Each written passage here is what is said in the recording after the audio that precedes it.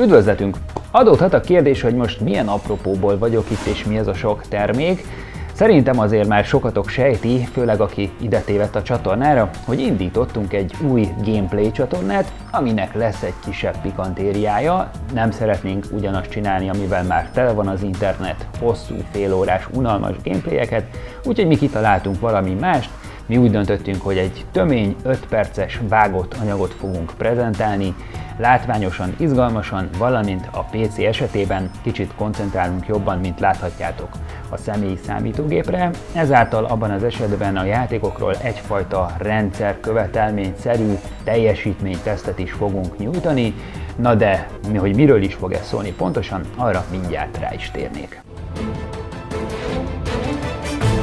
Na de mitől lesz különleges ez a gameplay csatorna? Ugye az 5 perces vágott videótól még nem, de mi a RealSys Computerrel közösen úgy döntöttünk, kitaláltuk azt a koncepciót, hogy hardware mérésekkel, illetve a különböző játékoknak a teljesítményeit is megnézzük, ezért összeállítottunk egy kiinduló tesztgépet, aminél az volt a cél, hogy egy 150 000 forintot lőttünk be, és ennek megfelelően válogatjuk össze a hardvereket, és összeállítunk egy gamer konfigurációt. Na de akkor kezdjük is, nézzük meg, hogy miből áll ez a konfiguráció, és kezdésnek tudjuk le, például spóroltunk egy kicsit az optikai meghajtón, illetve a merevlemezen.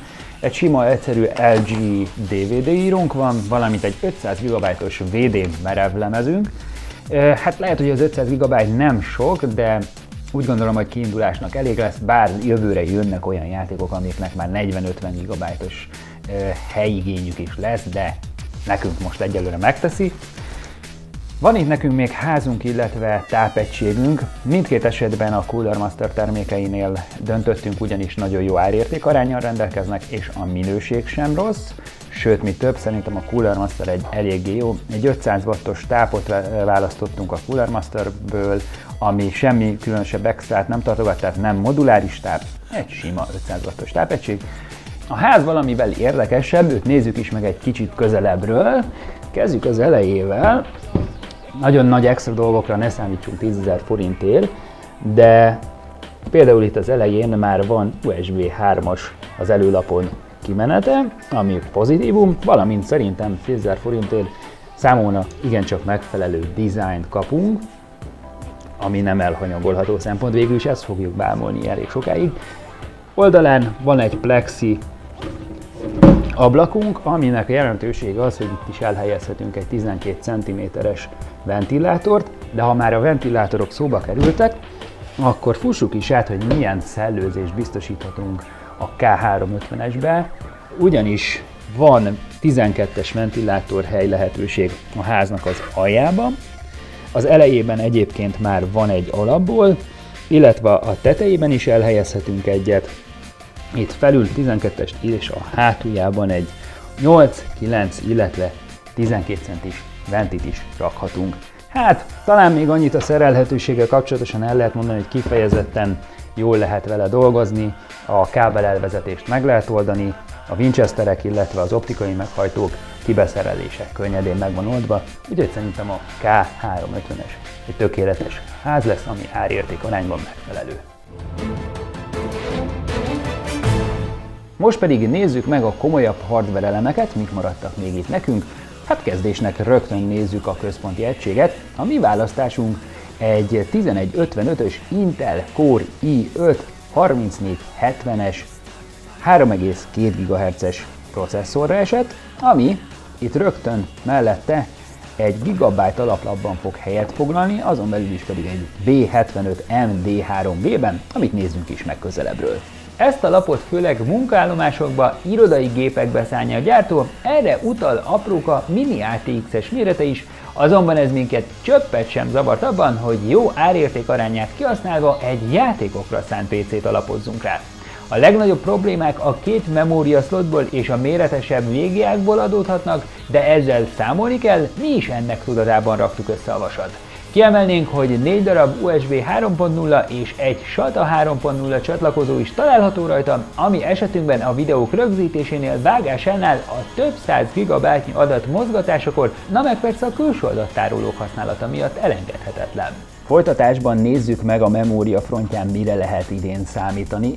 Hát az a helyzet, hogy az információk szerint a memóriának nagy jelentősége lesz a jövőben, ugyanis a mi választásunk egy Kingston 8 GB-os kitre esett, mégpedig azért, mert már lehet hallani, hogy bizony az alapkövetelmény sok esetben, például azt hiszem a Watch Dogs-nál hangzott el, hogy 6 GB memóriát fog igényelni, szóval lesz sírás-rívás jövőre itt a hardverek terén, de azt gondolom, hogy nekünk egy 8 GB indulásnak bőven elég lesz, meglátjuk majd jövőre mi lesz, és végezetül itt maradt nekünk a VGA 1 GB HD 7770-es, hát szerintem vele kapcsolatosan is nézzük meg, hogy milyen lehetőségeket kínál.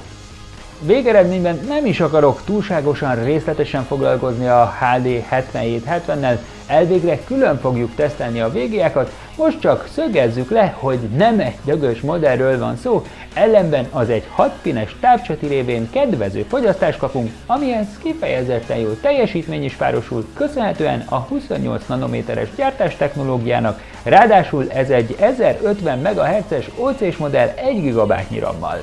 A hűtésről egy 10 centis, egészen csendes légkavaró gondoskodik, a DVI, HDMI és 2 mini display portból pedig következik, hogy 4 kijelzővel is megbirkózik.